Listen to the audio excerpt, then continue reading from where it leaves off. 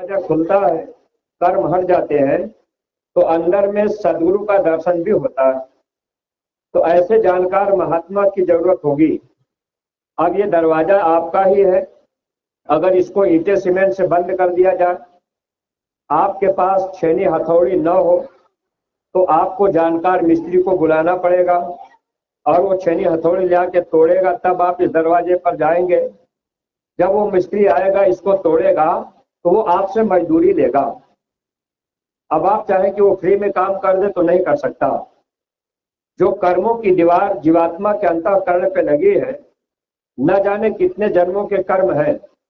अब उसके जानकार मिस्त्री सदगुरु होते हैं और इनके पास नाम रूपी अब वो छेनी होती है और इनके पास सेवा रूपी हथौड़ा होता है। तो महात्मा उसी नाम से, सेवा से हम जीवों के कर्मों को साफ करते हैं, जो कर्म अंदर में जमा है दरवाजे पर। अब हम आप ये कहें, अगर मान लीजिए आपने दरवाजा बंद किया, छेनी लगा दिया, तो क्या छेनी लगा देने से दरवाजा खुल सकता है? जब तक आप हथौड़े से बार बार उस पर पीटेंगे नहीं, तब तक नहीं खुलेगा। महात्मा आपको नाम रूपी छेनी दे दिए, आपको नामदान मिल गया। अब जब तक सेवा रूपी हथौड़ा उस पर महात्मा नहीं मारेंगे, तब तक वो दरवाजा खुलने वाला नहीं। इसलिए सत्संगी प्रेमी भाई बहनों, आप सेवा की बात को अगर सही ढंग से समझ लेंगे, तो न तो कभी आप सेवा देने से पीछे हटेंगे, न तो कभी दुनिया के लोगों को कहने पर आप सेवा देना बंद करेंगे। कभी कभी हम आप भूल भ्रम में आ जाते। कोई दुनिया का आदमी, नातेदार, रिश्तेदार आपसे कह दे कि अरे बार बार सेवा मांगी जाती है, तो महात्माओं का काम कमाने खाने का है। तो अब आपके मन में भ्रम आएगा, मन मोटा होगा, आप सेवा देना बंद कर देंगे। तो जिस दिन आपने सेवा देना बंद कर दिया, तो वो हथौड़ा आप छेने पर, नाम रूपी छेनी पर हथौड़ा नहीं लगेगा, चोट नहीं पड़ेगी, कर्म नहीं झड़ेंगे। ऐसा सत्संगी प्रेमी भाई बहनों, इसलिए आप तो सही बात को समझा करिए। और आप अगर सत्संग में आते जाते हैं, तो कुछ महात्माओं की बातों को याद रखा करिए। अगर याद रखेंगे तब आपका नुकसान नहीं होगा। जब इसी धरती पर मीरा आई थी, तो मीरा ने रैदास जी को अपना गुरु बना लिया। रैदास जी ने नाम की दौलत मीरा को दे दिया। मीरा जब नाम की कमाई करने लगी, तो मीरा का मन संसार से धीरे धीरे हटने लगा। मीरा रैदास जी के पास, अपने गुरु के पास आना जाना करती थी। तो जब रैदास जी ने मीरा को बताया कि देखो मीरा, तुझे साधन भजन करना है, अपने घर जाना, तो तुम थोड़ा बच के रहना। जब दुनिया में लोगों से मिलना जुलना ज्यादा होगा, तो इसमें नुकसान क्या होता है? जैसे आप घर में हैं, आप खाली, आपके पास कोई काम नहीं है, आप चले गए गांव में, कहीं बैठ गए, दुकान पर बैठ गए, वहां 4 मांसाहारी आदमी बैठ गए, 2-4 लोग जुआरी बैठ गए, वहां कुछ झूठ बोलने वाले बैठ गए। अब 4-6 लोगों का माहौल है, आप सत्संगी है, उनके बीच बैठ गए। अब आपको लगेगा कि हम खाली हैं, हम यहाँ बैठे हैं। तो जब आप मांसाहारी लोगों के बीच में बैठ जाएंगे, जुआरी लोगों के बीच में बैठ जाएंगे, तो उनके कर्मों का पर्दा आपके ऊपर आएगा।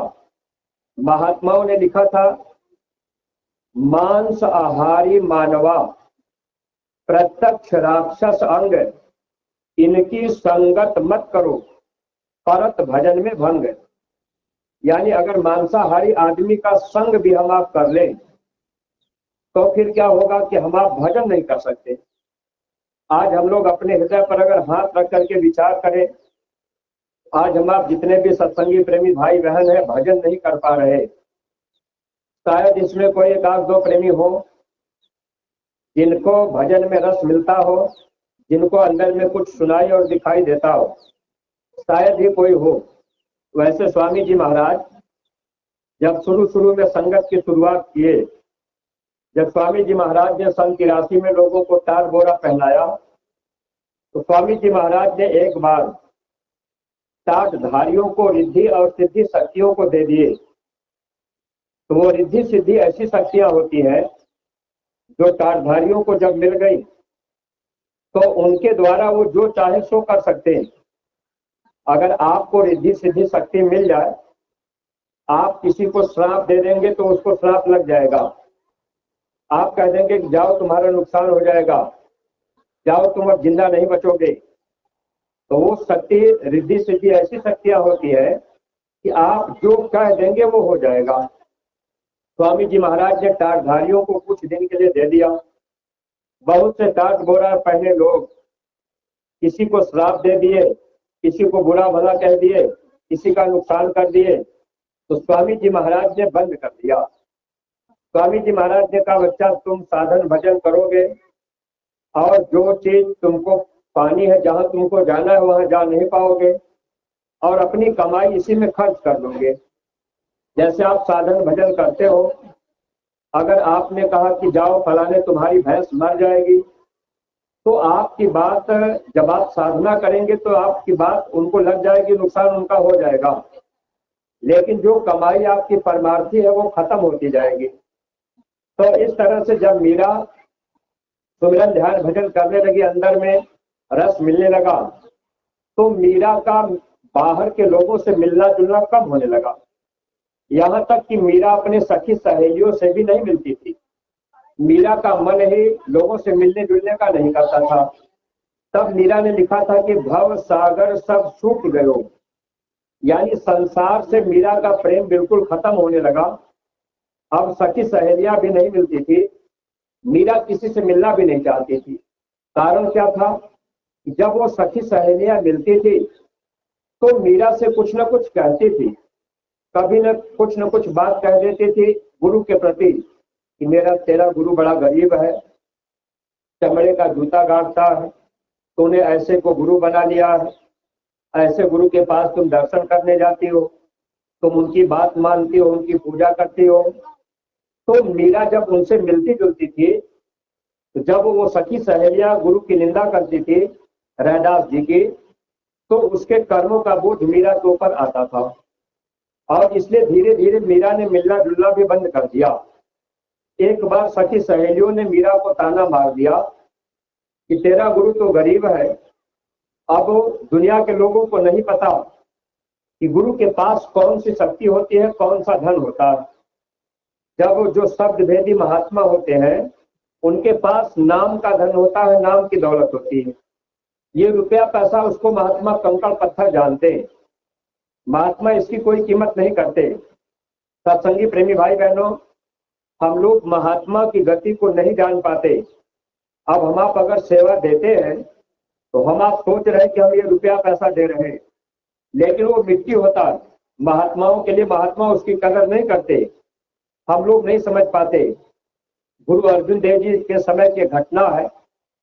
गुरु अर्जुन देव जी, उनके मामा थे, सत्संग में आते जाते थे और एक बार उन्होंने क्या किया, गुरु अर्जुन देव जी के मामा जी ने कुछ ऐसे शब्द कह दिए जिस शब्द को सुनकर गुरु अर्जुन देव जी को लगा कि भाई ये बात तो बड़ी ऊंची कर रहा है। तो उस समय मामा ने गुरु अर्जुन देव जी से ये कहा कि अगर माँ बदचलन हो तो पुत्र को कुछ नहीं कहना चाहिए, अगर गाय हीरा खा जाए तो उसका पेट नहीं फाड़ना चाहिए। यानी ऐसी ऊंची ऊंची कुछ बातें कह गए। तो गुरु अर्जुन देव जी ने कहा कि भाई बात तो ये बड़ा ऊंची कर रहा है, अच्छा देखें इसके अंदर कितना विश्वास है मेरे प्रति, यानी गुरु के प्रति कितना विश्वास है। गुरु अर्जुन जी आजमाने की कोशिश किए। तो गुरु अर्जुन देव जी ने कहा अपने मामा से कि मामा जी आप ऐसा करिए, काबुल चले जाइए, वहां के घोड़े बड़े अच्छे होते हैं, उन घोड़ों को आप खरीद करके ले आइए। तो उन्होंने कहा कि ठीक है, जैसा आपका हुक्म है हम कर देते हैं। अब उस समय सोने की मोहरें चलती थी, तो गुरु अर्जुन देव जी ने थैलियों में भर करके सोने की मोहरें खच्चरों पे लदवा दिए। अब उनके मामा जी लेकर के काबुल गए। अब वहां जितने व्यापारी सौदागर थे सबसे मिलना जुलना हुआ, घोड़े खरीद दिए गए काबुल में। ऐसे टेंट लगा दिया गया, उसी टेंट में वो रुके थे और वो चारों तरफ से घेरा गया था। जो सोने की मोहरें थी, थैलियां निकाल के रख दी गई थी वहां बक्से में। अब घोड़े खरीद लिए गए। कुछ घोड़े मामा जी ने क्या किया कि उनको आश्रम भेज दिए। अब वो हिसाब किताब करना बाकी था। जब घोड़े तो चले गए खरीद करके, अब जब हिसाब किताब हो गया कि भाई इतने घोड़े गए हैं, इतने हिसाब हो गया, तो वहां जो पठान लोग थे, अब उन लोगों ने कहा कि भाई अब हमारा हिसाब दे दो, इतना इतना हिसाब है। तो गुरु अर्जुन देव जी के मामा जी, जो तंबू लगा था उसके अंदर संदूक रखा था, उसमें वो मोहरे गिन करके रखे थे, सोने की मोहरे थी। जब वो अंदर गए और उन्होंने संदूक खोला, थैली निकाले, और थैली निकाल करके जब सोचे कि हिसाब कर दे, पैसा उनको दे दे, मोहरे दे दे, तो उन्होंने क्या देखा कि उन थैलियों में सब खपड़े पत्थर हैं, सोने की मोहरे नहीं। आश्चर्यचकित हो गए, सोचने लगे, जबकि वहां से गुरु अर्जुन देव जी ने सोने की मोहरे दी थी और ले खुद यही आए और इन्होंने बक्से में रखा, और जब हिसाब चुकाना हुआ तो सब उसमें ऐसे कंकड़ पत्थर उसमें दिखाई देने लगे।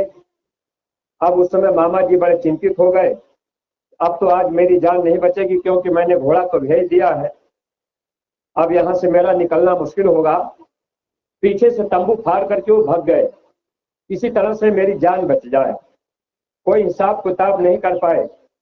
अब वो भाग करके सीधे काशी आए, और इधर पठान लोग इंतजार करते करते जब तंबू के अंदर गए तो देखे कि भाई वो तो जो जिसने घोड़ा खरीदा अब वो तो है नहीं। लेकिन जब उन्होंने देखा कि थैलियां पड़ी है, तो थैलियों में सोने की मुहरें। जब पठानों ने देखा तो उसमें सोने की मुहरें निकली। अब उस समय उन्होंने अपना अपना हिसाब ले लिया, ईमानदारी थी, सब लोग अपना हिसाब ले लिए, कोई परेशानी नहीं आई। और इधर ये बेचारे मामा जी भाग करके काशी गए, काशी में रह करके सत्संग करने लगे। गुरु अर्जुन देव जी को पता लगा, उन्होंने एक चिट्ठी लिख के उसके भेजी काशी के राजा को कि मेरा एक चोर आपके राज्य में रहता है, और ये चिट्ठी आप सुना देना, जब सत्संग हो तो चिट्ठी सुना देना, वो चोर अपने आप पकड़ में आ जाएगा और उसके हाथ बांध करके मेरे पास ले आना। जब जो गुरु अर्जुन देव जी के मामा थे वो सत्संग सुनाते थे, और गुरु अर्जुन देव जी को उतना पहचान नहीं पाए। जैसे हम आप सत्संगी प्रेमी है, महाराज जी पर पूरा भरोसा विश्वास सबको नहीं हो पाता। अगर विश्वास भरोसा हो तो सब लोग कुर्बानी रखें, तन मन धन सब लोग कुर्बान करें। अब उस समय वो सत्संग सुना रहे, राजा पहुंचे, चिट्ठी पढ़ करके सुना दिए कि भाई गुरु अर्जुन देव जी ने चिट्ठी भेजा है कि काशी में मेरा कोई चोर है और उसके हाथ बांध करके उनको पहुंचाना। अब वो बेचारे सत्संग कर रहे थे, सत्संग बंद कर दिए, उतर गए, खड़े हो गए, कहने लगे वो चोर मैं हूं, मेरे हाथ बांध लिए जाए, हमको वहां पहुंचा दिए जाए। सबके सब लोग आश्चर्य में हो गए कि भाई ये तो बड़े महात्मा है, सत्संग सुना रहे हैं, ये चोर कैसे हो सकते हैं। कोई किसी की हिम्मत नहीं पड़ी हाथ बांधने की। फिर भी उन्होंने कहा कि अब जब उधर से चिट्ठी आ चुकी है तो चोर मैं ही हूं, और आप लोग मुझे वहां ले चलिए, पहुंचा दीजिए। तो मामा जी को लेकर के लोग गुरु अर्जुन देव जी के पास गए। जब पास में पहुंचे तब गुरु अर्जुन देव जी देखने लगे मामा जी की तरफ और कहने लगे क्यों घोड़े खरीद लाए। अब वो बेचारे चुप, जवाब नहीं दे पाए, क्योंकि वो जो सोने की मोहरें थी सतियां, अब वो कंकड़ पत्थर उनको दिखी थी। तो उस समय गुरु अर्जुन देव जी के मामा जी ने कहा कि अगर सदगुरु ही जीव के साथ में खेल करे, शिष्य के साथ में, तो शिष्य की औकात क्या है कि वो टिक सके। सत्संगी प्रेमी भाई बहनों, हम आप सत्संग में जुड़े हैं, आते जाते हैं, दुनिया के लोग बड़ी बड़ी बातें करते हैं, सदगुरु को पहचानना बड़ा मुश्किल होता है। ये बात आप हमेशा ध्यान में रखा करिए। तो कभी सोहबत में, संगत में किसी के कहने पर आप अपना नुकसान मत किया करिए, भरोसा अपने सदगुरु पर पूरा रखिए, तब तो हमको आपको पूरा पूरा लाभ मिलेगा। अब मीरा की सखी सहेलियों ने ताना तो मारा, तेरे गुरु गरीब है, जूता काटते हैं, तो मीरा को थोड़ा धक्का लगा। मीरा राजघराने की रहने वाली अब एक डिब्बे में हीरे का हार लेकर के मीरा रैदास जी के पास गई। दर्शन करने के बाद वो डिब्बा हीरे का हार मीरा ने रैदास जी को दिया। कहा, गुरु महाराज आप इसको रख लीजिए, ये जूता गांठने का काम छोड़ दीजिए, आप एक अच्छा सा महल बनवा लीजिए, आप उसी में रहिए, जो कमी पड़ेगी मैं सब कुछ दे दूंगी। सत्संगी प्रेमी भाई बहनों को अच्छी तरह से विचार कर लीजिएगा। अगर हम आप ये सोच रहे कि हम महाराज जी को दे रहे, हम महाराज जी का कार्यक्रम करा रहे, हम महाराज जी को 2 लाख दे करके कार्यक्रम हम खुद करा रहे, आप इस बात को गहराई से विचार कर लीजिएगा। रैदास जी जब देखे कि मीरा का विचार इस तरह का, अब ऐसा विचार मीरा का क्यों बन गया? क्योंकि मीरा का रहना उठना बैठना सखी सहेलियों के बीच होता था और सखी सहेलियों ने ताना मारा, वो पर्दा ऊपर पड़ रहा है। तो मीरा के भी विचार में आया, क्या सही बात है, गुरु महाराज गरीब है तब तो जूता गाड़ते हैं। अब हम सत्संगी प्रेमी भाई बहन कभी ये नहीं समझ पाए, क्या हमारे आपके गुरु महाराज गरीब थे? हमसे 800 रुपया पैसा मांग रहे? गरीब नहीं, हमारी आपकी आत्मा का कल्याण चाहते हैं। वो चाहते क्या है हम आप समझ नहीं पाए, क्योंकि हम आप सत्संग ध्यान से नहीं सुन पाए। अब उस समय जब रैदास जी देखे कि मीरा का इस तरह का भाव है, तो पहले रैदास जी ने कहा, बेटी ये हीरे का हार तुम मेरे पास लेकर के आई हो, मैं इसको क्या करूंगा? ये तो राजाओं की चीज है, महात्मा की चीज नहीं है, मैं क्या करूंगा? मेरे लिए तो बस एक झोपड़ी अच्छी है और मेरे लिए तो बस यही जो काम मैं जूता गाड़ता हूँ यही ठीक है। मीरा ने कहा, गुरु महाराज सखी सहेलियां ताना मारती है, अब आप ऐसा मत कीजिए, आपने इतनी बड़ी दौलत हमको दी है। मीरा का प्रेम तो गुरु से था, विश्वास तो था, लेकिन दुनिया के लोगों को यानी सखी सहेलियों के कहने पर मन में विचारों में परिवर्तन आता है।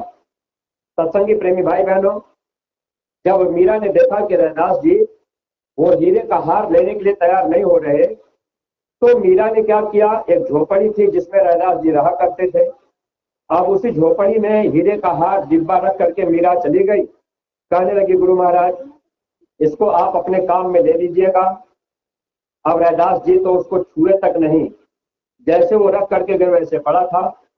8 दिन के बाद मीरा फिर जब दर्शन करने आई तो मीरा ने देखा कि वो डिब्बा हीरे का हार वही का वही पड़ा है, उसको कोई छुआ भी नहीं और डिब्बा खोला भी नहीं गया। तब फिर मीरा ने कहा, गुरु महाराज आप उससे उसको लेकर के आप एक महल बना लेते रहने के लिए और ये काम आप छोड़ देते। तब रैदास जी ने कहा कि बेटी मुझे उस चीज की जरूरत नहीं, महात्मा रुपए पैसे के भूखे नहीं होते, गुरु ने भूखा तेरे धन का, उनको धन है नाम रतन का, पर तेरा उपकार करावे भूखे प्यासे को दिलवावे। रैदास जी ने कहा कि महात्मा लेते हैं जीव का उपकार कराने के लिए, आपसे सेवा ले लेंगे, कहीं किसी को खिला पिला देंगे, हमारा आपका कर्म कर्जा अदा करा देंगे, क्योंकि ये कर्म कर्जे का देश है। जब ये जीवात्मा धर्मराज के दरबार में जाएगी, काल भगवान कहेंगे कि भाई इस जीव का कर्जा बाकी है, इसको चुकाना पड़ेगा, हम जाने नहीं देंगे। जैसे मान लीजिए आप गाजीपुर में रहते हैं, आप जौनपुर जिले के किसी आदमी का कर्जा खाए हो, आपको जानकारी ना हो, कभी लेना देना आपने किया है, आपने बेईमानी कर लिया है, वह कर्म आपके लिए संचित करके रखा गया है, वह कर्म आगे आपको भोगना पड़ेगा।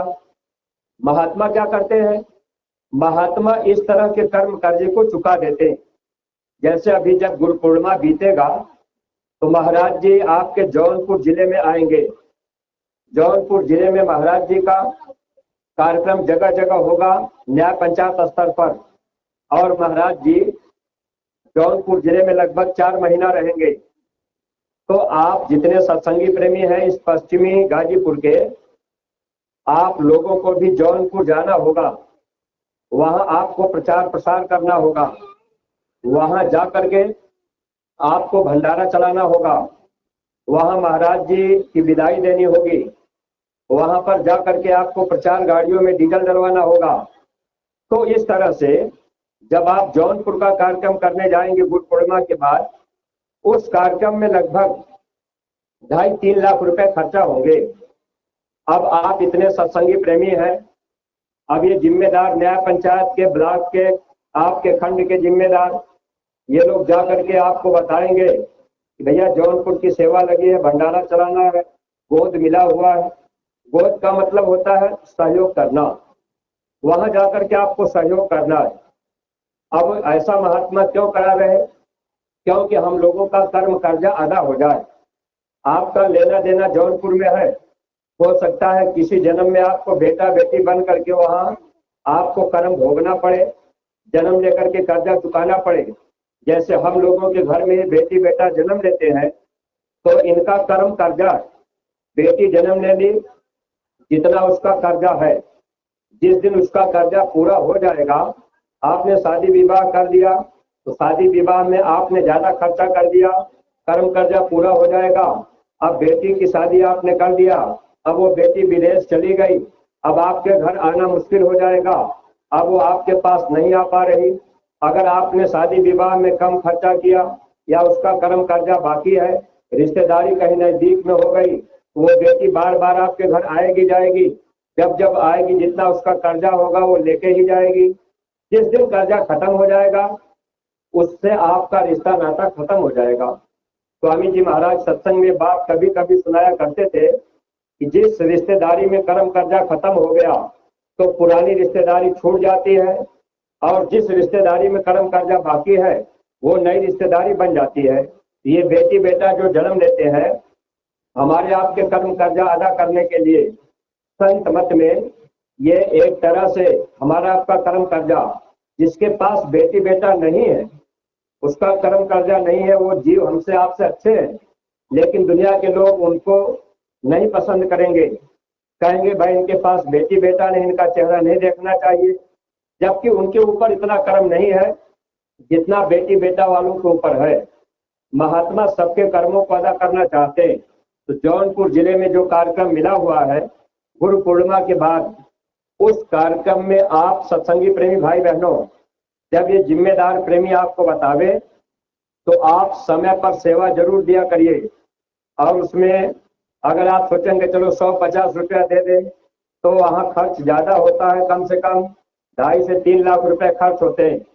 अब आपने अगर सेवा अच्छी दिया तब तो जिम्मेदार लोग अच्छे ढंग से कार्यक्रम करा लेंगे। अब आप सोचेंगे चलो 10 रुपया 20 रुपया सेवा दे देंगे जौनपुर के कार्यक्रम के लिए, तो प्रेमी भाई बहनों उस कार्यक्रम को कराने में परेशानी भी होती है, और जो महात्मा चाह रहे कि भाई इतना इनका लेना देना पूरा करा दिया जाए, वह कर्जा भी बाकी रह जाएगा। इसलिए ध्यान रखिएगा, जब भी आदेश मिले तो आप उस आदेश में सेवा जरूर दिया करिए, ये ध्यान रखा करिए। अभी 8 जुलाई से 12 जुलाई गुरु पूर्णिमा होगा। अब गुरु पूर्णिमा पर आपको मथुरा जाना है। अब आप कहेंगे कि भाई हमारी खेती बाड़ी का काम है, हम तो नहीं जा पाएंगे। सत्संगी प्रेमी भाई बहनों, अब आप खेती बाड़ी का काम करेंगे, आपके पास समय नहीं है, आप अगर नहीं जा पाए तो आपका फर्ज और कर्तव्य है, आपको अपने गुरु के प्रति भाव और प्रेम रखना चाहिए। अगर आपका भाव प्रेम नहीं रहेगा तो भक्ति नहीं होगी। भक्ति भाव से होती है, रुपए पैसे से नहीं। दुनिया में बड़े बड़े रुपए पैसे वाले लोग हैं, सत्संगियों में भी बड़े बड़े पैसे वाले लोग हैं, लेकिन अगर भाव नहीं है तो उनको सेवा से कोई मतलब नहीं है। महाराज जी का कार्यक्रम होना है, ऐसे ऐसे लोग आपके गाजीपुर में हैं जो लोग जय गुरुदेव नाम का झंडा घर पे टांगे और वो करोड़पति है, पैसा उनके पास है, लेकिन आप अगर उनसे कहें कि भाई एक कार्यक्रम आप महाराज जी का करा दीजिए, आप 2 लाख रुपया महाराज जी के कार्यक्रम में लगा दीजिए, तो वो 10,000 5,000 लगाने को तैयार नहीं है। तो रुपया पैसा रहो कि क्या होगा, भाव नहीं है। तो भक्ति रुपया पैसे से नहीं होती, भाव से होती। अब जैसे गुरु पूर्णिमा का कार्यक्रम होना है, अगर आपको इस बात का ध्यान सत्संगी प्रेमी भाई बहन रखना है कि आप ये मत सोचा करिए कि जिम्मेदार हमको बताए नहीं, हम सेवा कैसे दें। आप तो जिम्मेदार लोगों से पूछा करिए, आपके न्याय पंचायत के जो जिम्मेदार हैं जो ब्लॉक के जिम्मेदार हैं, आप उनसे फोन लगा के महीना में, 15 दिन में, 10 दिन में एक बार पूछ लिया करिए कि भैया कोई सेवा लगाई गई है, मथुरा से क्या आदेश है। वो जिम्मेदार आपको बता देते कि भाई गुरु पूर्णिमा 8 जुलाई से 12 जुलाई होगा, भंडारा यहाँ से जाएगा, वहाँ भंडारा चलेगा, भंडारे में खर्चा होगा। तो अब आपने अपना विचार बना लिया कि चलो भाई इस समय परेशानी है, आषाढ़ी समय है, खर्चा इधर पढ़ाई लिखाई का भी है, अब उधर खेती बाड़ी में भी खर्चा है, ट्रैक्टर से खेत जोतवाएंगे तो जुताई देना है, खाद बीज का पैसा चाहिए, धान आपने लगवाया तो मजदूरी भी देनी है। तो आपको दिक्कत महसूस होती, बच्चों की फीस, कापी किताब कलम ये भी चाहिए। तो ठीक है, अगर आप देख रहे हैं कि इस समय परेशानी है तो भी आप इतना ध्यान रखिए कि गुरु पूर्णिमा का कार्यक्रम होने जा रहा, आपके पास समय नहीं है, आप नहीं पहुंच पा रहे, अगर पहुंच जाए तो अति उत्तम है, क्योंकि गुरु और शिष्य के बीच का सबसे बड़ा रिश्ता, सबसे बड़ा त्योहार गुरु पूर्णिमा माना जाता है। इसमें हमको आपको उपस्थित होना चाहिए। अगर सब लोग नहीं जा पा रहे तो परिवार से एक आदमी जरूर चले जाए। अब अगर आप नहीं पहुंच पा रहे, जा रहे तब भी आपको सेवा देना, नहीं जा रहे तब भी आपने अपने न्याय पंचायत के जिम्मेदार से कह दिया कि भैया अब की बार हम गुरु पूर्णिमा पर नहीं जा पा रहे, थोड़ा हमारे सामने परेशानी है, पैसा की कुछ कमी भी है, लेकिन भंडारे की सेवा आप हमारे यहाँ से आकर के ले जाइएगा। अब 1 किलो चावल आपने दे दिया, आधा किलो आटा आपने दे दिया, और आपने सब्जी तेल मसाला लकड़ी के लिए आपने 100 रुपया दे दिया, 50 रुपया दे दिया। आपकी जो क्षमता हो आप अपने क्षमता के अनुसार दे दीजिए। अगर आपके पास है तो आप 1500 दे दीजिए, अगर नहीं है तो आप 20 रुपया 10 रुपया दे दीजिए। आप ऐसा मत कीजिए कि नहीं दे पाए। अगर आप नहीं दे पाए, सेवा आपकी गुरु पूर्णिमा पर वहां नहीं जा पाई, भंडारे में शामिल नहीं हो पाई, हो सकता है किसी का कर्म कर्जा लेना देना हो और वो उस जिले आपके खंड में जाकर, आपके भंडारे में जाकर अगर वो रोटी खाया, आपकी सेवा अगर शामिल है तो आपका कर्म कर्जा महात्मा पूरा करा देंगे, काट देंगे। स्वामी जी महाराज जी एक बार कहा, करोड़ों रुपया अगर कर्जा हो तो महात्मा 1 रुपया भी लेकर के कर्जा अदा करा देते हैं। सत्संगी प्रेमी भाई बहनों, इसलिए आप थोड़ा सा सेवा का अपना भाव बनाए रखिए। सेवा आप समय पर करते जाइए, समय पर सेवा आप करते जाएंगे तो दया मिलती जाएगी। महात्मा देने के लिए लेते हैं, अगर आप सेवा देना बंद कर देंगे, आपके घर की बरकत खत्म हो जाएगी, मिलना बंद हो जाएगा, फिर आप परेशानियों में जकड़ते जाएंगे। फिर आपको ऐसा होगा कि गुरु महाराज की दया काम नहीं कर रही। दया कर लेने का मतलब, जब आप एक रास्ता बनाए रखेंगे, कोई आदेश हुआ आप सेवा दे रहे, तो उसी बहाने महात्मा आपको दया देंगे। आपने भंडारे में दे दिया कि भाई गुरु पूर्णिमा होगा, 20 रुपया 50 रुपया आपने दे दिया, थोड़ा आटा चावल दे दिया, तो उसी बहाने महात्मा आपको दया देंगे। अब महाराज जी का कार्यक्रम जौनपुर में जब होगा, उसमें आपने देखा कि भाई खर्चा ज्यादा है, तो चलो भंडारे में हम गुरु पूर्णिमा पर 50 रुपया दिए थे, तो कम से कम इसमें 200 रुपया दे दें, 250 500 दे दें, थोड़ा बढ़ा करके दे देंगे। तो ऐ प्रेमी भाई बहनों, कार्यक्रम वहाँ का अच्छे ढंग से होगा तो सदगुरु प्रसन्न होते हैं। जब महात्मा खुश होंगे तो आपकी सेवा का फल महात्मा हमको आपको ज्यादा देते हैं, यानी दोनों तरह का लाभ देते हैं। एक तो महात्मा हमारे आपके कर्म कर्जे को भी काटते हैं, और दूसरे महात्मा हमसे आपसे खुश होते हैं। जब खुश होंगे, जब महात्मा खुश होंगे तो गुरु के खुश होने पर काल भगवान भी खुश होते हैं। गुरु राजी तो कर्ता राजी, काल कर्म की चलनबाजी, जो करता धरता है वो भी खुश होते हैं, और काल और कर्म फिर हमारा आपका कुछ बिगाड़ नहीं सकता।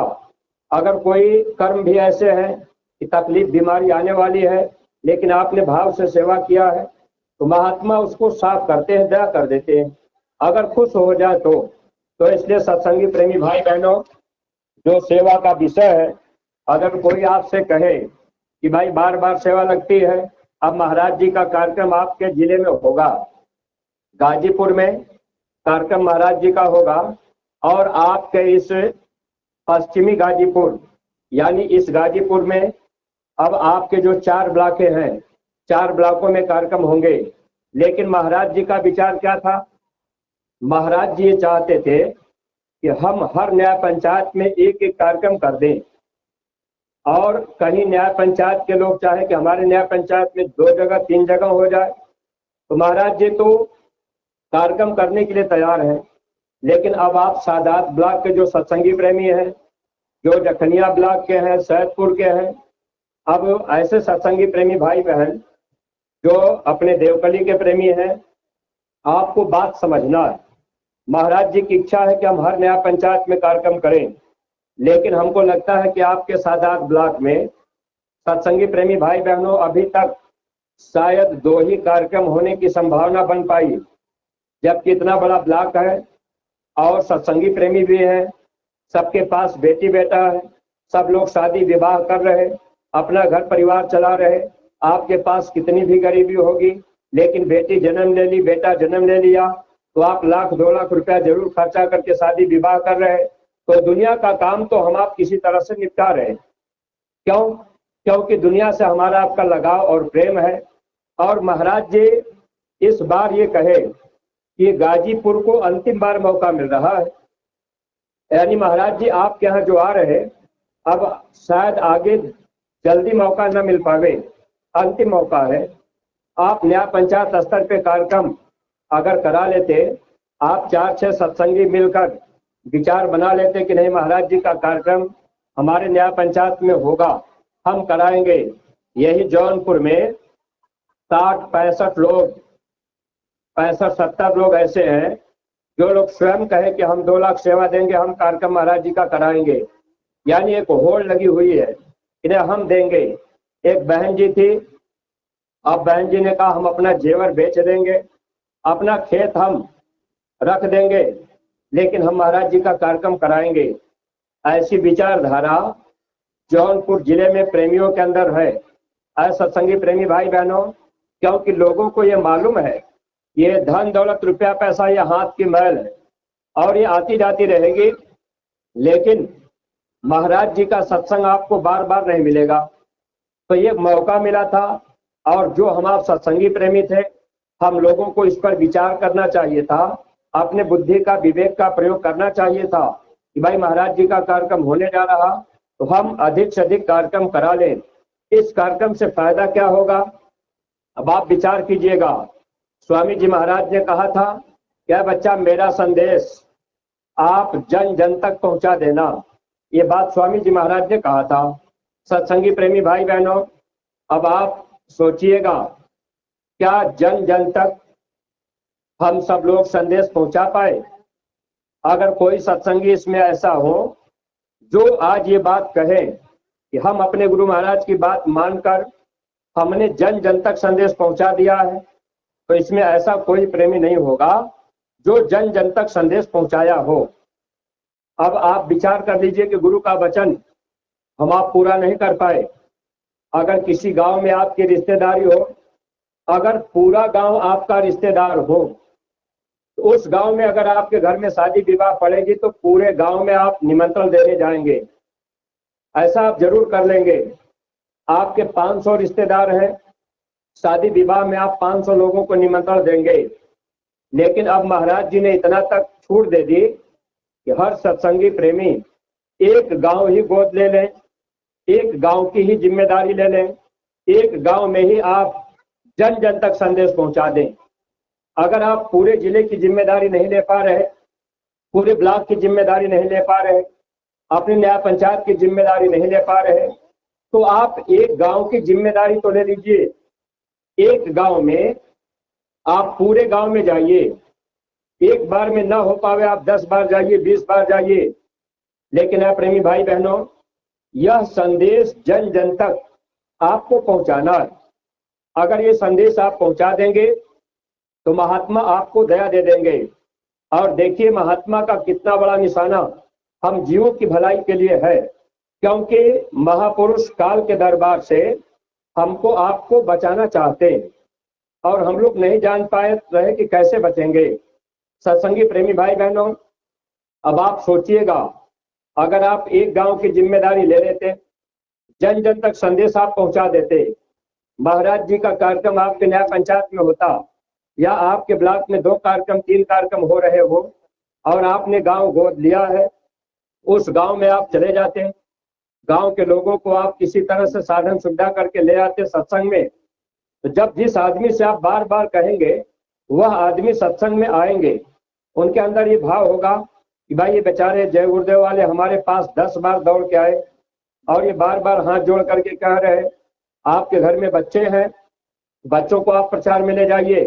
अगर बच्चों को आपने बता दिया कि देखो बच्चा आप वहां जाना प्रचार करना, आपके बच्चे किसी घर में जाकर अगर किसी बूढ़े बुजुर्ग का पैर छू करके अगर छोटा सा बच्चा कह दे दादाजी आपको सत्संग में आना है, तो बच्चे की बात सुन करके दादाजी के विचार बदल जाएंगे कि भाई एक छोटा सा बच्चा मेरा पैर पकड़ करके पैर छू करके कह रहा कि दादाजी सत्संग में आना है, तो भाई चलेंगे जरूर। अब वो उसी बहाने आ जाएंगे, कोई ना कोई कारण बन जाएगा। सत्संगी प्रेमी भाई बहनों, महाराज जी इतना सघन कार्यक्रम क्यों कर रहे हैं? क्योंकि स्वामी जी महाराज ने कहा बच्चा मेरा संदेश आप जन जन तक पहुंचा देना, यह काम हम लोग नहीं कर पाए, तो महाराज जी स्वयं अब खुद ये काम करने के लिए न्याय पंचायत स्तर पे उतर गए। यानी जगह जगह 4-4 किलोमीटर पर 2.5 किलोमीटर पर जौनपुर में महाराज जी का कार्यक्रम है। महाराज जी चाह रहे कि कोई आदमी बाकी ना रह जाए, सबको संदेश सुना दिया जाए, सबको सत्संग मिल जाए, सबको नाम की दौलत दे दी जाए, क्योंकि आगे आने वाला समय ये खतरनाक है। सत्संगी प्रेमी भाई बहनों, तो महाराज जी तो प्रयास में है, अब हम आप विचार ही नहीं कर पाए। अभी तक आपके सादात ब्लॉक में जो कार्यक्रम रखे गए, अभी तक बहुत से प्रेमी संकल्प नहीं लिखवा पाए कि भाई हमारा संकल्प लिख लीजिए। अच्छा, यहाँ जितने प्रेमी मौजूद हैं, कितने लोगों ने अपना संकल्प महाराज जी के कार्यक्रम का लिखा दिया है? ऐसे प्रेमी थोड़ा हाथ उठाइए जो लोग संकल्प लिखवा चुके हो। अभी कोई नहीं लिखवाया? एक बहन जी हाथ उठा रही, देखिए बहुत कम लोग संकल्प लिखवा पाए। 3-4 भाई लोगों का हाथ उठ रहा, यानी बाकी लोग संकल्प नहीं लिखवा पाए। क्यों? कारण क्या? अब हम आप देखिए, 2 चीजें हैं। बहुत से सत्संगियों के अंदर ऐसा भाव होता है कि हमारी सेवा कोई जानने ना पावे, ऐसे भी लोग होते हैं। तो आप ऐसा भी कर लीजिए, अगर आप चाह रहे, आपकी इच्छा है कि हम 50,000 संकल्प करेंगे देंगे, लेकिन आपका विचार है कि हम इसको लिखवाएंगे नहीं, क्योंकि लिखवाएंगे तो रजिस्टर में लोग देखेंगे तो जान जाएंगे इतना ये दे रहे हैं। तो अगर आपको 50,000 इच्छा है कि हम 50,000 सेवा देंगे महाराज जी के कार्यक्रम में, तो आप रजिस्टर में 1,000 2,000 लिखवा दीजिए, संकल्प अपना लिखवा दीजिए कि हम 2,000 देंगे, और जो मुख्य जिम्मेदार हो उनसे आप बता दीजिए उनके कान में, भैया ये संकल्प मैंने इतना लिखवा दिया है, लेकिन आप किसी से चर्चा मत कीजिएगा, मेरी सेवा महाराज जी के लिए इतना रहेगी, गुप्त रहेगी, और जो प्रेमी सेवा देंगे कम पड़ेगा, जितना हम पूरा लगा करके ये कार्यक्रम करा देंगे। यह भी भाव तो हमारे आपके अंदर होना चाहिए। अगर हम आप संकल्प नहीं कर रहे तो कहीं ना कहीं से हम आप कमी कर रहे, क्योंकि महाराज जी ने कहा था पहले लोग संकल्प कर लें। दोबारा महाराज जी ने हमको इसलिए भेजा, महाराज जी ने कहा कि आप देख लीजिए कहाँ के कार्यक्रम की संकल्प पूरी हो रही है, वह कार्यक्रम रखिएगा। अगर आपने संकल्प नहीं किया, सेवा की जानकारी नहीं हो पाई, अगर जिम्मेदार विश्वास में नहीं आ रहे, जिम्मेदार को अगर भय है कि पता नहीं सेवा लोग कितना देंगे, महाराज जी को जितना देना उतना पूरा होगा कि नहीं होगा, तो वो जिम्मेदार खुद कार्यक्रम लेने के लिए तैयार नहीं होंगे। तो सत्संगी प्रेमी भाई बहनों, अगर हम आप संकल्प नहीं कर रहे तो हम लोगों की कमियों से महाराज जी का कार्यक्रम अगर कट गया तो ये पूरा दोष हमारे आपके ऊपर आएगा, जिम्मेदार लोगों के ऊपर नहीं आएगा। क्योंकि जिम्मेदार लोग तो कई बार कह चुके कि भाई सब लोग संकल्प कर लीजिए, अगर मान लीजिए अब तक आप नहीं कर पाए, बाकी रह गए, तो आज मौका है, आज आप अपना संकल्प कर लीजिए, रजिस्टर में नाम लिखवा दीजिए, अपनी सेवा लिखवा दीजिए। पैसा अभी आपको नहीं देना है, अभी तो आपके पास समय है, कम से कम 3 महीना 4 महीना। ये सेवा आप जाकर के नवंबर में दे दीजिएगा और दिसंबर में कार्यक्रम होगा, या आपका नंबर जनवरी में पड़ेगा, तो सेवा आपकी महीना भर पहले इकट्ठी हो जाए। तो अभी तो आपको केवल संकल्प कर लेना था, लिखवा देना था कि भैया इतना हमारा लिख लीजिए। इससे फायदा क्या होता है, आपने लिखवा दिया, अंदर में आपने संकल्प कर लिया कि हम 50,000 महाराज जी के कार्यक्रम में लगाएंगे।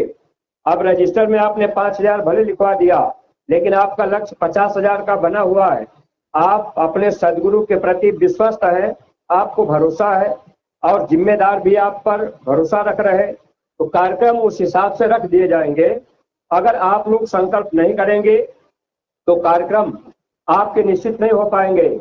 जब कार्यक्रम आपका निश्चित नहीं होगा, जो सपना आप देख रहे कि महाराज जी आएंगे तो हम अपने महाराज जी को अपने घर बुलाएंगे, यह भी सपना आपका साकार नहीं हो पाएगा। जब आप संकल्प नहीं कराएंगे, महाराज जी का कार्यक्रम नहीं होगा। अब 20 किलोमीटर दूर जाना होगा, फिर महाराज जी नहीं जाएंगे। कभी कभी हमने सीतापुर, हरदोई में, बाराबंकी में देखा, महाराज जी पूछ लेते हैं कितनी दूर जाना है। अगर कह दिया जाए महाराज जी 12 किलोमीटर है, तो अगर कोई प्रेमी 12 किलोमीटर दूर है, 10,000 रुपया दे भी रहा कि हम महाराज जी को 10,000 दे देंगे, अगर महाराज जी को बताया गया कि महाराज जी 12 किलोमीटर 13 किलोमीटर पड़ेगा, तो महाराज जी मना कर देते, उतनी दूर नहीं जाएंगे। प्रेमी भाई बहनों, इसलिए जगह जगह कार्यक्रम रखने से एक फायदा होगा कि महाराज जी सबके घर में अपना चरण डाल देंगे। जब महाराज जी लोगों के घर जाएंगे, घर जाने पर घर में तमाम तरह की तकलीफें जो होती हैं, महात्मा उसमें भी दया कर देते हैं। महात्मा बरकत देते हैं, जमीन को पवित्र कर देते हैं। और महापुरुष जो घर घर जा रहे, इसका कुछ न कुछ और कारण है जिसको हम लोग नहीं जानते। जहां महात्मा चले गए, महात्मा उसको बचाना भी चाहते हैं। क्योंकि आपको एक घटना याद होगी, कभी कभी महामंत्री जी सत्संग में सुनाया करते, जब आपके यही नेपाल में भूकंप आया था और उस समय एक सत्संगी प्रेमी जिनका मकान बचा था, अगल बगल की जमीनें खिसक गई थी, यानी बहुत गहरा हो गया था, और वो प्रेमी इतना अपने गुरु के प्रति विश्वस्त रहे, साइकिल की दुकान किए थे, अपना साइकिल बनाते थे, और वो हफ्ता में एक दिन अकेले झंडा लेकर गांव में चले जाते थे, गलियों में। बाबा जी का कहना है शाकाहारी रहना है, जैसे कोई पागल आदमी घूमे उस तरह से वो घूमते रहते थे। लोग, वहां के लोग हंसते थे कि भाई ये इस तरह से प्रचार करते हैं, और वहां ज्यादातर मांस खाने वाले हैं, वहां भैंसा काट करके भी लोग खा लेते हैं। ऐसे समय में वो प्रेमी वहां प्रचार जब करते थे, लोग हंसते थे। लेकिन सत्संगी प्रेमी भाई बहनों, जब वो भूकंप वहां आया था और उस प्रेमी की जब उसकी झोपड़ी बची, मकान बचा, अगल बगल की जमीनें बिल्कुल गड्ढा दिखे ही नहीं, तो उस समय मीडिया ने पेपर में भी निकलवाया था और ये खबर चारों तरफ गई थी कि बाबा जय गुरुदेव के एक प्रेमी का मकान बच गया। सत्संगी प्रेमी भाई बहनों, गुरु महाराज ने कहा था भूकंप ऐसे आएंगे, बिल्डिंगें गेज की तरह उछल जाएंगी। न जाने महाराज जी लोगों के घर जाकर क्या दया देने का काम कर रहे, हम लोग इस चीज को नहीं समझ पा रहे। अब हम लोग ये सोच रहे कि भाई महाराज जी आएंगे तो 10-5 हजार देना होगा, और जिस मकान को आपने लाखों रुपया लगा के बनाया और वो मकान कहीं भूकंप में उड़ जाए, कोई बम गिरने पर उड़ जाए, तो आपका लाखों रुपया तो चला गया और आप दुख तकलीफ में रहेंगे। अगर महात्मा चरण डाल दिए, 10-5 हजार रुपया आपने हाथ में महाराज जी के रख दिया, तो महात्मा दया देकर बचा लिए, ये कोई मामूली बात है। ऐसा सत्संगी प्रेमी भाई बहनों, अभी यही आपके जैसलमेर में जब वहां पाकिस्तान और भारत से लड़ाई छिड़ी थी, तो बॉर्डर पर वो जिला पड़ता है जैसलमेर। एक सत्संगी प्रेमी, उनसे बातचीत हुई तो वो बताने लगे कि भैया हमारे घर के बगल में एक बम गिरा लेकिन फूटा नहीं। बताने लगे कि हम लोग घर के अंदर दरवाजा बंद करके रहते हैं, बाहर नहीं निकलते हैं, स्थिति बड़ी खराब है। सत्संगी प्रेमी भाई बहनों, आगे समय खराब आएगा, विश्व युद्ध होगा, कोहराम मचेगा, कीटाणु बम फेंके जाएंगे। स्वामी जी महाराज ने कहा इस धरती पर ऐसे बच्चे पैदा हो गए जो बच्चे बम को हथेली पर उतार देंगे। अगर वो बच्चे गुरु के पास आते जाते रहेंगे तो उनके अंदर शक्ति रहेगी। इसलिए सत्संगी प्रेमी भाई बहनों, आप लोग अपने बच्चों को सत्संग में, प्रचार में और युवा संगठन में भेजा करिए। इससे फायदा क्या होगा? आपके घर का बच्चा, वह बच्चा जब महाराज जी के पास जाएगा तो वो बच्चा देखने में आपको लगेगा छोटा है, लेकिन वो भक्ति से और आध्यात्मिक दृष्टि से हमसे आपसे मजबूत होगा। कैसे? जैसे गुरु महाराज ने इतने लोगों को नामदान दिया, स्वामी जी महाराज ने लोगों को टाट बोरा पहनाया, टाट बोरा पहन करके कितने लोग शरीर छोड़ गए। अब वही जीवात्माएं वापस फिर मनुष्य शरीर में आ रही। अब हमारे आपके घर में बच्चे हैं, देखने में लग रहा है कि बच्चा है, लेकिन सेवा का भाव उसके अंदर है। तो ये पिछले जन्मों के संस्कार हैं। यही महाराज जी खितौरा में रहे और यही आपके बलिया जिले के अध्यक्ष पवन वर्मा जी जब महाराज जी के पास गए तो उन्होंने महाराज जी को सेवा दी और महाराज जी से उन्होंने कहा कि महाराज जी इसी जन्म में पार कर दीजिएगा। तो महाराज जी हंसने लगे। महाराज जी कहने लगे कि अरे सब लोग पार चले जाएंगे तो मेरी फौज बनकर के कौन आएगा? तो फिर वो भी चुप रह गए। यही आपके कौशाम्बी के एक तारधारी है गोवर्धन जी। अब वो महाराज जी से मिलना जुलना करते रहते हैं, प्रचार में चलते रहते हैं। महाराज जी ने एक दिन कह दिया, चिंता मत करो, आपको युवा संगठन में भर्ती करेंगे। तो अब आप प्रेमी भाई बहनों, महात्मा तो काम कर लेंगे। इसीलिए स्वामी जी महाराज ये बात कही है कि पुराने लोग पीछे हो जाएंगे और नए लोग आगे निकल जाएंगे। तो जो नए बच्चे आ रहे वो हम लोगों से अच्छे, हम लोगों का भी ये फर्ज और कर्तव्य है कि उन बच्चों को हम आप मौका दें। अगर वो बच्चे हमसे आपसे अच्छा काम करना चाह रहे हैं, उनके अंदर इच्छा है ये काम हम करेंगे, तो आप उनको मौका दे दीजिए। अगर वो करेंगे, मान लीजिए आपको लगेगा कि भाई हमारे विचार के अनुसार नहीं कर रहा, हम जैसे कह रहा वैसे नहीं कर रहा, तो आपका मन थोड़ा फीका होगा, आप उसको रोकने का प्रयास करेंगे। लेकिन एक दिन महाराज जी कहने लगे कि अब नए नए लोग आगे आना चाह रहे हैं, लेकिन पुराने लोग उनको आगे आने नहीं देना चाह रहे हैं। महाराज ये बात कह रहे हैं। तो देखिए, महात्मा को दोनों बातें मालूम है कि नए लोग आगे आना चाह रहे, पुराने लोग उनको आने नहीं देना चाह रहे। महाराज जी ने कहा कि होगा क्या कि वो धक्का मार करके आगे आएंगे। जब धक्का मार के आएंगे तो जिनको धक्का लगेगा उनको तकलीफ होगी। अगर ऐसे समय में हम आप महात्मा की मौत को परख लें, अगर ऐसे समय में जब हमारे आपके बीच में, संगत के बीच में अगर नौजवान आगे आने के लिए, काम करने के लिए, जिम्मेदारी लेने के लिए वो तैयार हो रहे हैं, तो आप उनको जिम्मेदारी दीजिए। इससे क्या होगा, वो नौजवान आपका सम्मान भी करते रहेंगे और आप अपने जगह पर बने रह जाएंगे। अगर आप उनको आने का मौका नहीं देंगे तो वो धक्का मार करके आगे आएंगे और आप पीछे जाएंगे, तो आपको तकलीफ होगी कि भाई मैंने इतने दिनों से संगत में सेवा किया, मैंने गुरु महाराज के जमाने में परिश्रम किया, मैंने महाराज जी की पूरी मदद किया, अब हमारी कोई कदर नहीं रह गई। तो महात्मा दोनों चीज चाहते हैं। एक बाण में महात्मा के कई निशाने होते हैं।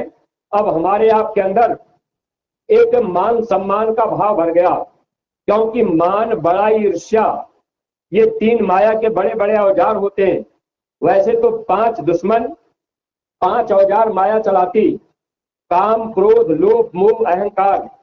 इस औजार से माया हमको आपको घेरे रहती और इसी औजार से हमको आपको मारती रहती।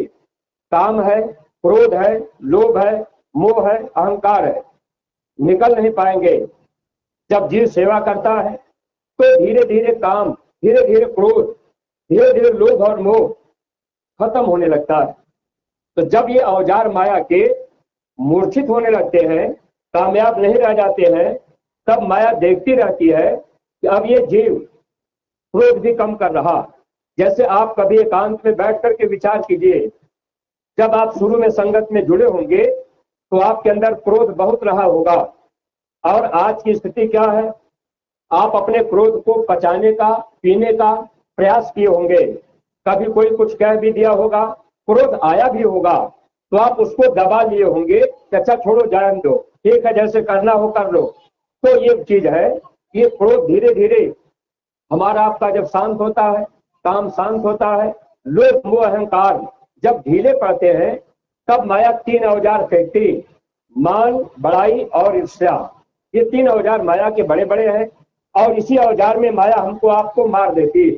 ऐसा सत्संगी प्रेमी भाई बहनों, अगर बच्चे चाह रहे, नौजवान बच्चे अगर आगे आना चाह रहे, तो आप मौका दे दीजिए। अगर वो बच्चे बगैर हम आप मौका दे देंगे, वो बच्चे काम करेंगे। अगर वो पारदर्शिता के साथ काम करके आपको बता दिए, दिखा दिए, भाई ये हिसाब किताब है, ये सेवा मैंने कर लिया, ये कार्यक्रम सफल हो गया, तो आप उनको मौका दीजिए, आप उनको आगे चलने दीजिए। आप पीछे रहेंगे, आपका सम्मान वो बच्चे करेंगे। अगर आप मान चाहते रहेंगे, जिस दिन वो धक्का मार करके आगे आएंगे, तो आपको मान सम्मान भी नहीं देंगे, क्योंकि आपने उनको रोकने का प्रयास किया है। जब रोकने का प्रयास करेंगे तो आपकी कदर नहीं करेंगे, तो आपको और तकलीफ होगी। बाद में आपका मन और मोटा होगा, बाद में आपका मन संगत से भी मोटा होगा, और गुरु महाराज के प्रति भी, महाराज जी के प्रति भी आपका मन फीका होने लगेगा। फिर होगा क्या, अंतिम समय में हमारा आपका जब मन मोटा हो जाएगा, लगाव संगत से कम हो जाएगा, सदगुरु से प्रेम कम हो जाएगा, जब मौत का समय आएगा तो उस समय सदगुरु याद नहीं आएंगे, फिर नुकसान हो जाएगा। अगर प्रेम रहेगा तो उन बच्चों से भी हमारा आपका लगाव रहेगा जो संगत में काम कर रहे, आप उनसे हाल चाल भी करते रहेंगे, बातचीत भी करते रहेंगे, आप चारपाई पर भी पड़े रहेंगे। अगर नौजवान बच्चे आकर के आगे काम करने लगे, तो अगर आपका उनसे प्रेम है, वो बच्चे आपका भी हालचाल लेते रहेंगे, आप भी फोन करके हालचाल लेते रहेंगे, तो आपका प्रेम बना रहेगा। मौत के समय आपको सदगुरु लेने आ जाएंगे, आपके ऊपर दया हो जाएगी। यही सीतापुर जिले के गोपी भाई जो जिले के संरक्षक थे, बीमार थे, संयोग से शरीर छूट गया, और हम उधर लखीमपुर से आ रहे थे, तो पता लगा तो हम भी रुक गए, और उस संजोग से लखीमपुर सीतापुर होकर के आना था। तो जिस दिन उनका पार्थिव शरीर जलाना था, उस दिन संजोग से हम भी पहुंच गए। जब वहां हम पहुंचे तो अस्पताल में जब वो लोग लेके गए थे, अस्पताल में जब वो पहुंचे थे, तो उनको होश नहीं था कि हम अस्पताल में हैं। लेकिन उन्होंने अपने बच्चे से कहा कि अरे दरवाजा खोल दो, गुरु महाराज आ गए हमको लेने के लिए, अब मैं जाऊंगा। तो बच्चे ने कहा कि आप अस्पताल में हैं। अब वहां से जब लोग लेकर के लौटे, तो बीच में उनका शरीर छूट गया। जीव को अगर नामदान सदगुरु ने दिया है, अगर प्रेम है, लगाव है, संगत से उनका बड़ा लगाव था, वो बार बार ये कहते थे कि हम अंतिम दम तक संगत की सेवा करते रहेंगे। वहां हम आते जाते थे, कभी कभी वो क्रोध में आ जाते थे, हम उनको समझाया करते थे कि क्रोध मत किया करिए, नए लोगों को काम करने दीजिए। अगर नए लोगों को आप काम करने देंगे तो नए लोग काम भी करेंगे, और आपका सम्मान भी रहेगा, आपका प्रेम और लगाव भी रहेगा। नहीं तो जिस संगत में आप रह रहे, नए लोगों को आपने रोक दिया, और आप पुराने हैं, अगर वो आगे जबरदस्ती आ गए या मौज महाराज जी की हो गई, तो आपको उनसे रिश्ता भी रहेगी, आपसे फोन पर हाल चाल भी नहीं होगा, सूचना संदेश भी नहीं मिलेगा, धीरे धीरे गुरु से लगाव कम हो जाएगा। इसलिए सत्संगी प्रेमी भाई बहनों, अगर आप उनको प्रेम प्यार देंगे, वो बच्चे काम करेंगे, जिम्मेदारी आप सौंप देंगे, तो आपका शरीर अगर बुढ़ा भी हो जाएगा, आप चलने के लायक नहीं भी रह जाएंगे। वही बच्चे अगर आपने सम्मान दिया है, आपने उनको स्वेच्छा से जिम्मेदारी सौंपी है, आपको देखने में लग रहा है कि ये बच्चे अच्छा काम कर रहे हैं, तो बच्चे आपको बस में बैठा के ले जाएंगे, आपका शरीर चलने लायक नहीं रहेगा। आपके घर परिवार के बच्चे भले आपको मथुरा न ले जाए, लेकिन संगत के बच्चे अगर अच्छे लोगों को आपने मौका दिया, वो आपको प्रेम प्यार देंगे, दया दुआ हमको आपको भी मिलती रहेगी। तो सत्संगी प्रेमी भाई बहनों, देखिए महाराज जी का कार्यक्रम जो आपके यहाँ होने जा रहा, आप इस कार्यक्रम की सेवाओं का संकल्प आज तो कर ही लीजिए, ताकि ये कार्यक्रम आपका निश्चित हो जाए कि भाई इतने कार्यक्रम होंगे। और महाराज जी को अपने घर बुलाने के लिए आप पहले से योजना बना लीजिएगा, बाद में किसी जिम्मेदार के ऊपर आप दोष मत लगाइएगा। ये बात मन से इसीलिए कही जा रही। बाद में बहुत से प्रेमी महाराज जी से रोते। सीतापुर में एक बहन जी महाराज जी का पैर पकड़ करके रोने लगी, कहने लगी कि जब तक आप हमारे घर नहीं जाएंगे हम पैर नहीं छोड़ेंगे। महाराज जी कह रहे छोड़ तो दो। अब उस गांव में महाराज जी हो आए थे, उन्होंने लिस्ट में नाम नहीं लिखवाया था, जानकारी नहीं रही, तो बहुत से सत्संगी चतुर चालाक होते हैं कि चलो हमारे गांव में आएंगे तो हमारे घर आ जाएंगे, हम नाम नहीं लिखवाएंगे। बाद में पश्चाताप करना पड़ता है। बाद में वो बहन जी रोती रह गई। महाराज जी ने हमारे पास भेजा कि राजेश जी से मिल लो।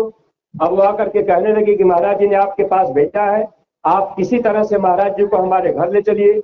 हमने कहा बहन जी अब उस गांव में महाराज जी नहीं जाएंगे, जिस गांव में एक बार हुआ है दोबारा नहीं जाएंगे। अब कभी दोबारा मौका मिलेगा तब ये काम संभव है। तो सत्संगी प्रेमी भाई बहनों, थोड़ा आप सचेत रहा करिए ताकि आपको इसका लाभ मिल जाए, वरना मौका अगर निकल गया ये जीवन धोखे में निकल जाएगा। सत्संग तो हम आप बराबर सुनते रहते हैं। एक तरह से आज का ये जो कार्यक्रम है केवल गोष्ठी मीटिंग के रूप में ही थे कि भाई लोगों को सूचना संदेश मिल जाए, महाराज जी के कार्यक्रम की तैयारियां जानकारी ले ली जाए। तो थोड़ा बहुत समय अभी संकल्प कराने में भी लगेगा। जो प्रेमी अपना संकल्प नहीं लिखवा पाए हैं आप लोग लिखवा दीजिएगा कि इतनी सेवा हम महाराज जी को देंगे। आपकी जितनी इच्छा हो, जबरदस्ती नहीं है, लेकिन आप अपना नाम तो लिखवा दीजिएगा कि हमको इतना सेवा महाराज जी के कार्यक्रम में देना है, और वो सेवा आपको अभी 3-4 महीने बाद देना है। बाकी गुरु पूर्णिमा की सेवा आपको न्याय पंचायत के रजिस्टर में दे देना है, और वो सेवा आप 4-6-8 दिन के अंदर इकट्ठा कर लीजिएगा। ये जिम्मेदारी न्याय पंचायत और ब्लॉक के जिम्मेदार की है। सत्संगी प्रेमी भाई बहनों, गुरु महाराज की दया कृपा का लाभ हम सब लोग लेते रहें, मालिक से प्रार्थना करते रहें कि हमारा ये जीवन सार्थक बन जाए। और प्रचार की क्रिया आप लोग थोड़ा तेज कर दीजिए, ये काम थोड़ा तेज कीजिए। प्रचार में ढीला मत रहिए, प्रचार में अपना समय दीजिए। महीना में 3 दिन का समय आप प्रचार में कम से कम दे दिया करिए। 10वां हिस्सा निकाल दिया करिए तन का, ये प्रचार में लगा दिया करिए। जब भारी संख्या में प्रचार कीजिएगा तो 2-4-5 रोटी साथ में ले जाइएगा, भंडारा चलाने की जरूरत नहीं रहेगी। आप उसी रोटी को एक में मिलाकर प्रसाद बना करके खा लीजिएगा। अब की बार महाराज जी ने मथुरा में मंच से बात कही थी, बात अगर हम आप मानेंगे हम लोगों को दया दुआ मिलती रहेगी, यह जीवन हमारा आपका सार्थक बन जाएगा। तो हम अपनी बाड़ी को यहीं पर विराम देने जा रहे हैं, ज्यादा आपका समय नहीं ले रहे। सत्संगी प्रेमी भाई बहनों, आप लोगों ने अपना समय दिया है, हम आपके आभारी हैं। जो संदेश इस समय आपको महाराज जी के द्वारा यानी जो निर्देश है वो बताया गया, आप उस पर चलने की कोशिश कीजिएगा। और गुरु महाराज की प्यारी गायों के लिए जो श्रद्धा भाव सेवा आप लोग ले आए होंगे, ये झोली वाले प्रेमी आपके बीच में जाएंगे, आप लोग अपनी सेवा झोली में डाल दीजिएगा। गुरु महाराज की प्यारी गायों के लिए ये सेवा आपकी मथुरा दरबार में चली जाएगी। सब लोग प्रेम के साथ मालिक को याद करते हुए प्रार्थना बोलेंगे। झोली वाले प्रेमी आप लोगों के बीच में चलते रहेंगे। जय गुरुदेव।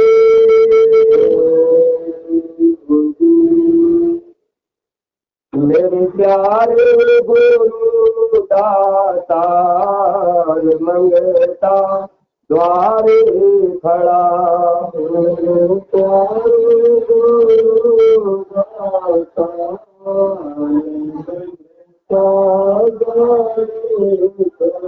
मैं राह पुकार पुकार मेहर कर देखो जरा, पुकार पुकार देखो मोहि जय भक्ति दान काल दुख बहुत दिया,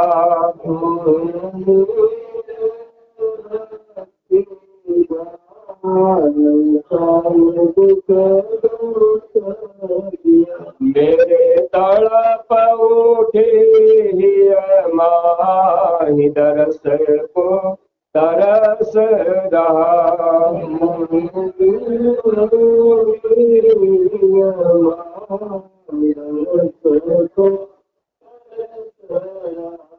बरसाओ घटाय पार प्रेम रंग दीजय बहार।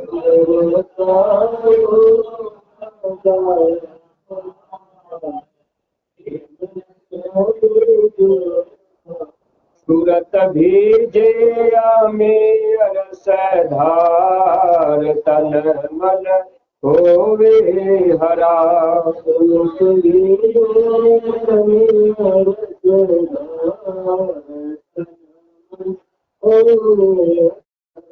मेरा जीवन सुफल होई जाय तुम गुण गाऊं सदा। मेरा जीवन सुफल होई जाय तुम गुण गाऊं। मैं नीच अधम नाकार तुम्हारे द्वारे पड़ा।